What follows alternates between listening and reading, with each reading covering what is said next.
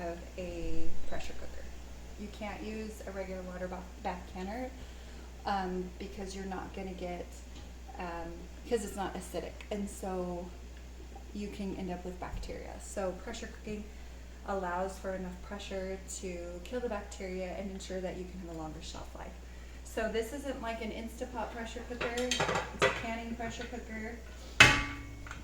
Has a lid that looks like this, that has a pressure gauge on it, and then you have your water go on it. Okay, so when I'm doing green beans, I actually start by boiling my water for my pressure cooker, and I boil water in my water bath canner because I'm going to need that water to put in my jars. And then this, if I already have it boiling, then it's ready for me as soon as my jars are prepared. So this is just kind of the first step that I take to ensure that my green beans go quickly, so I'm not taking longer, because it's a long process. Okay, let's head over and I'll show you how we do my green beans. Okay, first things first, I wash my green beans. Sometimes I'll leave the water in the sink and sometimes I won't. If I have a lot of green beans, I won't leave them all in the water because they'll start absorbing the water, and then the coloring on my green beans goes weird. So you don't want that. But I always have a bowl for my snapped green beans, and then I have, this is what we call our chicken bucket, and this is where our scraps for our green beans come. Now when it comes to green beans, the best green beans for canning are fairly thin. They can be long, they can be short, but these are actually really good size green beans. You don't want green beans that are fat like this. You can still eat them, but they start getting kind of bitter. Or if they're too long, you can kind of see the difference between those. They're just not as good canned. We've canned them in the past and haven't been happy with them. The beans are just too big. They're not as good. So you want to get your beans when they're about this size. Now you can get them a little bit smaller. Let me show you one that's a little bit smaller here. So this one isn't quite ready. He could have stayed on a little bit longer. But what I find is I can't pick green beans every day because there's not enough green beans for me to pick every single day. But sometimes if I leave something like this on the stalk too long on the green bean plant, I'm sorry, because it turns out being like one of these, and I don't want that. So it's kind of, it's a guessing game a little bit, and you kind of get used to it with your own plants in your own garden. So what I'm doing here is I'm actually taking my green beans and I'm just snapping the tops off of them, and then I'm snapping the bottoms off. And some people like to snap the bottoms off, some people don't. I've gone both ways. I guess it kind of depends on how you're canning your green beans, but I always can mine as chopped pieces. And so I just snap them and call it good. So I'm just going to go through and snap all of these, and then I'll have them all here in my bowl, and I'll show you the next step.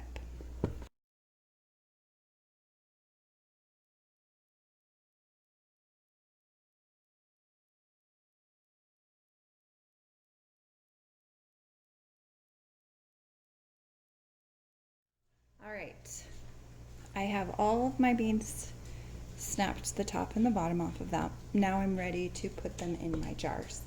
Now you can use a couple different methods. I personally like to use the hot pack method, which is using hot water.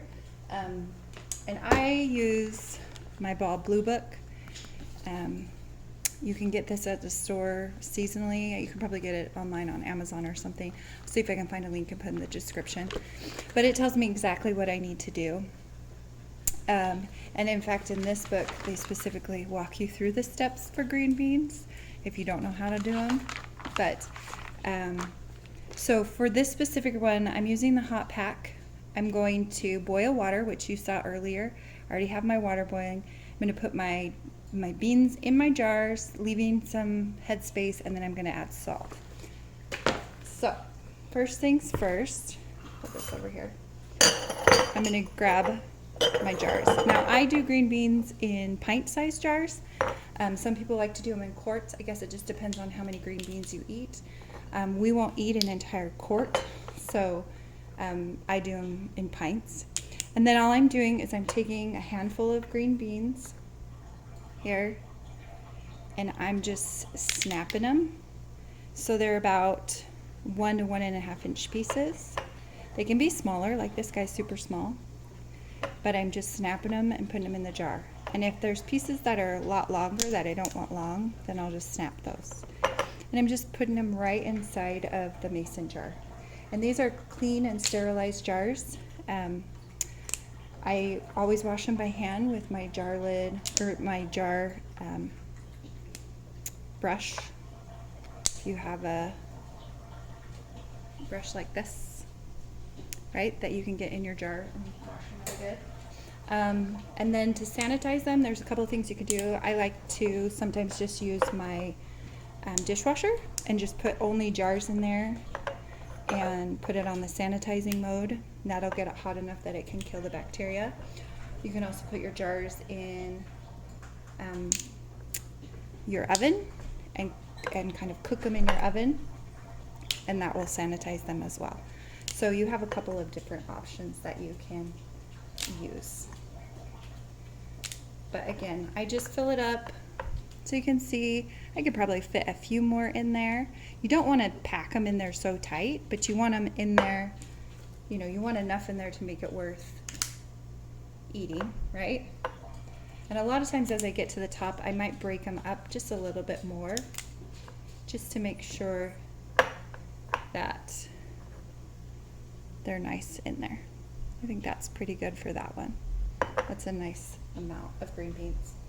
So I'm just gonna keep snapping. For this bowl that I have here, I'll probably get, I would say maybe 6 jars. If I'm lucky, I might get 7 jars, so 7 pints. And that'll just depend on how much I snap. You know, the more you snap and the smaller your pieces are, the more you can fit into your jar.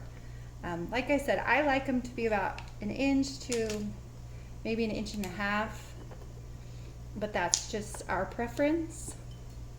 You could do them longer, and you'd have the same, you know, you'd still be able to can them. They're just going to be longer beans. So I'm just going to continue snapping, and then I'll show you the next step in the process. All right, we got our jars all filled up, nice and full of green beans. Now we're going to do the next step. In the next step, you'll need your nice hot water. So this is how I do it. You could do it differently, but I'm going to take and put a 1/2 teaspoon of salt in each of my jars.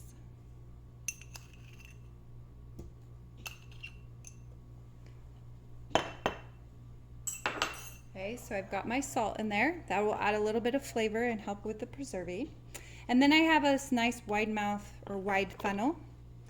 And I'm going to take that, put it in one of my jars, and then use it to fill my jars with water. And this is nice hot boiling water. And I'm going to fill it until it's about 1/2 inch from the top. And then I'm going to take one of my lids. I'll wipe the jar off, put my lid on, and screw on my cap. Okay. Oh, one step I didn't do, and sometimes I forget this step, and actually with green beans it hasn't been an issue, is taking the bubbles out. That is one of the steps, using your little to pull out the bubbles. Sometimes I remember, sometimes I don't. So with green beans it hasn't been that huge of an issue for me. But it's important to follow the steps, right? You don't want to end up getting sick from your own home canning. And you want to make sure those beans are nice and covered. I like to put the salt in first, so that it actually kind of dissolves in with the water. To me that's, I don't know, I feel like that makes the salt kind of go everywhere. It's not just in, you know, on the top. There's another one. Now these jars are going to get really hot because this is really nice hot water. So you'll want to be careful at handling them. You don't want to burn yourself like that. I got some hot water on me, burned my hand a little. So just be careful with that. You don't want to get burned. That never feels good. And when you're working with jars, you also want to make sure that they have no chips or cracks or anything in them. I've had it before where I've made green beans and the jars have cracked in my pressure cooker. It's not super common, but it definitely happens. And oftentimes they were probably already cracked in some way and had some damage done to them. And so it just made it easier. It's kind of like your windshield. When you crack your windshield, you know, and then it gets hot and cold, it'll continue cracking. It's very similar with your jars because they're glass. Just make sure that your lids get on there. You don't have to do them super tight. They can just be regular screwed on there. But you want to make sure that they are on there well and they're on there correctly. You don't want them sideways or whatever. You know, sometimes when you put a jar lid on, it goes on wonky. You don't want that when you're canning. You want everything to be on there as best it can, the best way. I personally, I think it's different for everyone. I personally, you might be seeing I'm pulling my jar lids out of this hot water that I have boiling here. Just using my little magnet. I learned to put my jar lids in hot water to soften the seal. That's not necessarily something that I've ever read in any of my canning, that you needed to soften the seal. But that's just something that my mom and grandma always did, so I always do it. But I don't think I've ever actually read that that's like necessary. Oh, see, this is me forgetting to take the bubbles out. It's not gonna. All right, but so you can do either of those, I guess. So these jars are getting nice and hot. This is that hot pack method. So now we're gonna take them over to the pressure cooker and get them cooking.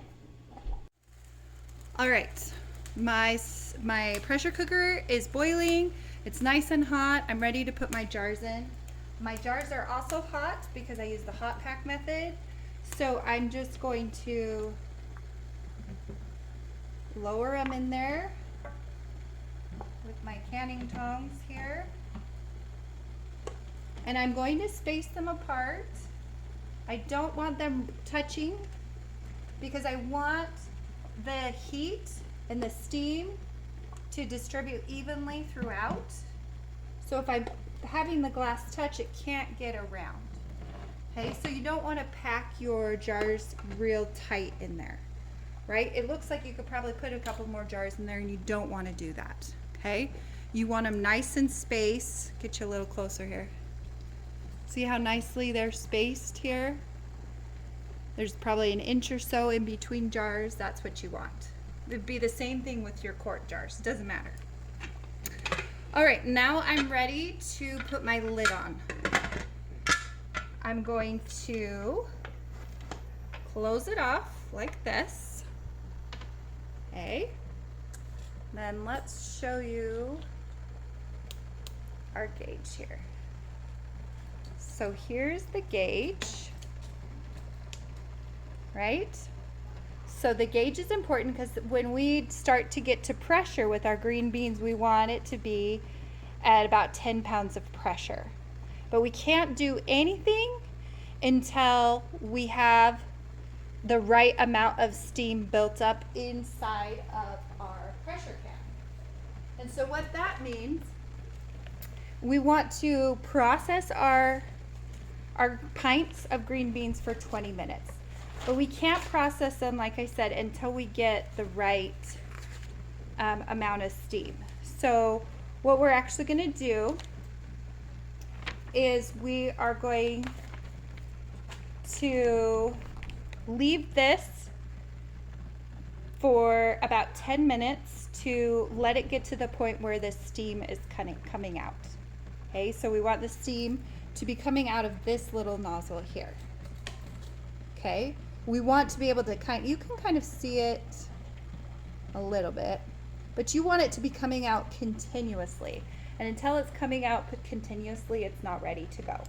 So we're just going to let it sit here and come out continuously. And once it does that, then we're going to put our pressure gauge on top, and then this will get up to the proper poundage that we need. So we're just going to let that sit until we start seeing that steam a little bit more intensely.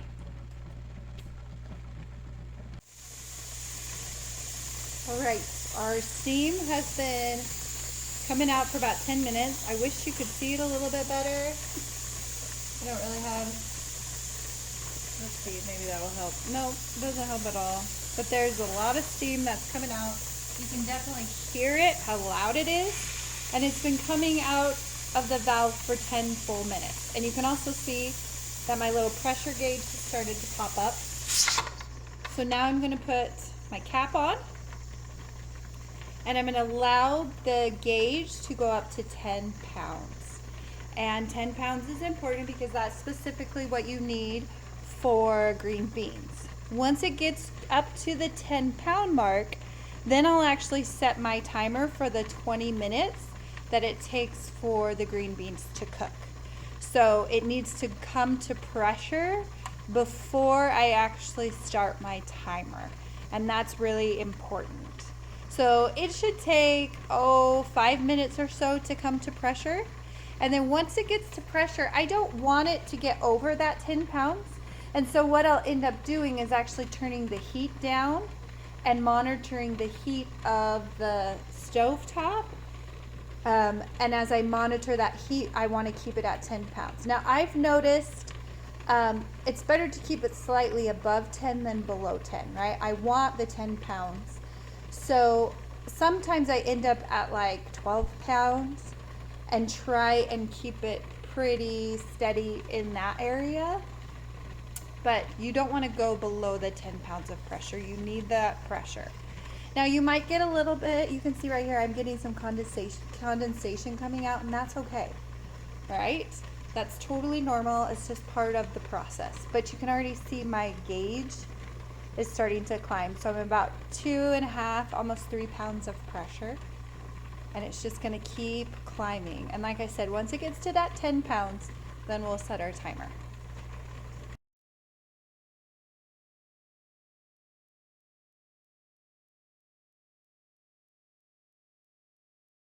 You can see we've made it to our 10 pounds of pressure. So now I'm gonna set my timer for 20 minutes, and I'm going to try and maintain that heat, but I am gonna turn down my pressure cooker just a little bit on my stovetop, just so it doesn't end up way over here at 15. We don't want that. Okay, and then I'll be sitting at my table. So I'm just turning this slightly so that I can see it from my table. And you can already see I'm getting a little bit higher. And again, that's okay. You don't want to get way up here, right? You want to stay around that 10 pounds the best that you can. It's not going to be perfect, but you can do it. So I'm just going to watch it over the next few minutes, and I may have to adjust my heat a little bit more, turn it down or turn it up. So I've turned it down pretty low, about probably a medium-low temperature. Again, it's still climbing a little. I don't want it to climb a lot. So I'm going to just watch and maintain. All right, our timer just went off. And you can see we're still at just over 10 pounds of pressure. Okay, we're just gonna turn the heat off. And now I'm gonna remove the pressure cooker from my stovetop. Just putting it on a cooler surface here. And I'm just gonna wait and watch while this gauge goes down. Now I'm not gonna do anything else at this point, okay? I'm leaving the pressure valve on. This is still up. Hey, I want this down all the way to 0 before I remove the valve. Because if you remove it before then, that's when disaster strikes. Okay, that's when you hear the horror stories of pressure cookers exploding. But more importantly, what would actually happen is it break and crack all your jars within your pressure cooker, because the release of that pressure would crack those jars. So you don't want to do that. So you're going to set this on a cool surface. I guess not a cool surface, but in a cool area. Let it just cool down naturally. And that could take, 30 minutes. It could take an hour. It could take longer depending on what the temperature in your home is like or wherever you're canning. So we're just going to let that do its thing, and then we'll come back and open it up. All right, so our gauge is at 0. So that means we can take off our nozzle, and it can release whatever extra pressure there is. Just be careful because it's going to be really hot. Okay? And then once it's kind of cooled down or calmed down a little bit, there shouldn't be a whole lot of steam coming out. If there's a lot of steam, then there might be something wrong with your gauge. But at this point we can twist. Let me get my mitts here.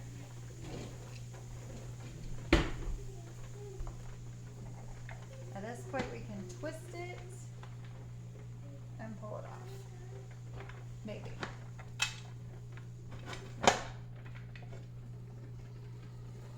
And just be careful because there's a lot of steam and it's super hot. And just take them. We're going to set them on the counter here. I like to put them on a towel. And you can actually leave them in the pressure cooker longer if you want. In the canner for just a little bit longer until they're not bubbling, till it's completely set. That's kind of up to you. But sometimes time is of the essence, right? And maybe you want to get another set of green beans going. And I just leave them right here on the counter. And we'll leave them for 24 hours. They'll completely cool. Everything should seal. These should pop in place. And then once they're all cooled and sealed, after 24 hours, we can mark them with what they are and the date, and then we can store them. All right, I've let my jars sit for 24 hours. They're just sitting here on the countertop on a towel. They're nice and cool. They look great. But the first thing I want to do is check the tops. I don't want them to pop. Can you hear that one? Okay, so this one didn't seal right.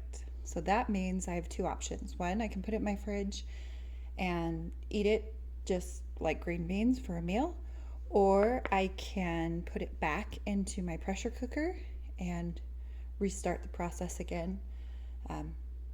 Get it up to steaming, give it up to 10 pounds of pressure, and then cook it for the 20 minutes. Okay, but it's not sealed, so I cannot put this on my shelf. This will start going bad and make us sick if we do that.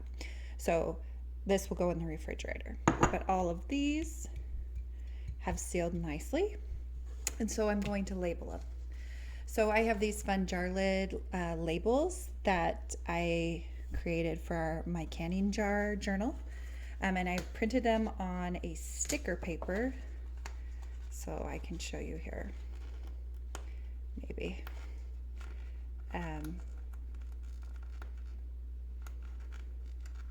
If it'll come up. Anyways, they're on a sticker paper, and there we go. So it's a sticker paper. So I'm just going to cut them out. Just cut out each individual circle. And then I can put them right on the top of my jar, just as a sticker. And it's all nice and labeled and super cute, right? And then that can just go in my pantry, and I know what it is, when it was canned and stored, and so then I can rotate my vegetables or fruit or whatever I'm canning to ensure that everything gets used and we eat the oldest first instead of the newest and the freshest.